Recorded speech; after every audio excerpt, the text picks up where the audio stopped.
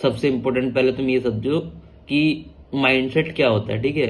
किसी भी गेम को खेलने से पहले आपको एक चीज पता होनी चाहिए कि इस गेम को खेलते कैसे है, ठीक है। जस्ट आपने कोई कॉल ले लिया, उसका प्राइस ऊपर चला गया तो आपने प्रॉफिट कर लिया, ये प्रॉफिट करना नहीं है। या आपने कोई स्टॉक ले लिया और वो स्टॉक आपने लिया और ऊपर बेच दिया, वो प्रॉफिट कर लिया, ये प्रॉफिट करना नहीं होता एज अ ट्रेडर।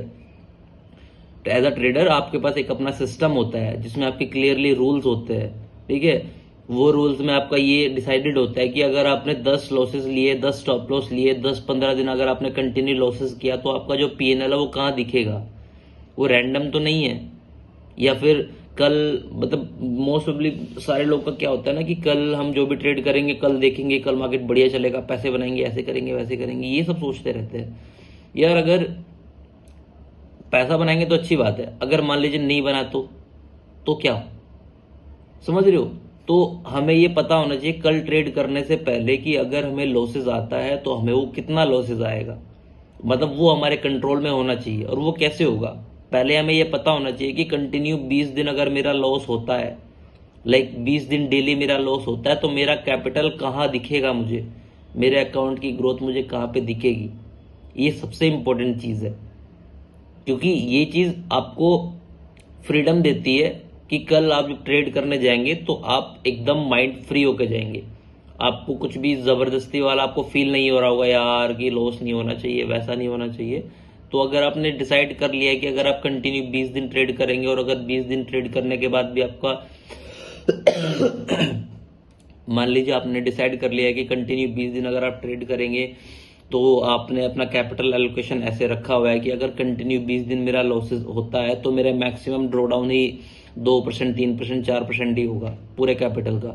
तो आप आराम से ट्रेड कर सकते हैं ना, बिना ये सोचे कि भाई कल लॉस नहीं होना चाहिए, फिर कल कैसा दिन होने वाला है, ऐसे ब्ला ब्ला ब्ला, ये सारी चीजें नहीं होनी चाहिए ना।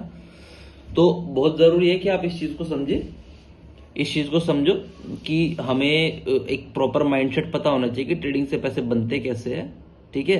तो आप डेली आओगे, पहले अपने लॉसेस को कंट्रोल में कर लो, और उसके लिए आप ये देखो कि आपका कैपिटल कितना बड़ा है। और अगर मान लीजिए आपको ऐसा लगता है कि नहीं जी मेरा तो 1 लाख का कैपिटल है और 1 लाख पे मैं मैक्सिमम कितना रिस्क ले सकता हूँ जी, 1000 रुपए का रिस्क तो लेना पड़ेगा, और अगर 10 लॉस मैंने दी तो मेरा 10,000 का लॉस हो जाएगा, तो इसका मतलब 10 लाख रुपए छोटा अमाउंट है। कोई अशेम, कोई इसमें कोई शेम लोने वाली बात नहीं है भाई, ये रियलिटी है। यार 1 लाख रुपए में दुकान नहीं खुलती है यार, तुम क्या बात कर रहे हो। 1 लाख रुपए सोच के तुम सोचते हो कि भाई दुनिया जीत लेंगे, ऐसे कर लेंगे। निफ्टी का लॉट साइज 75 हो गया है।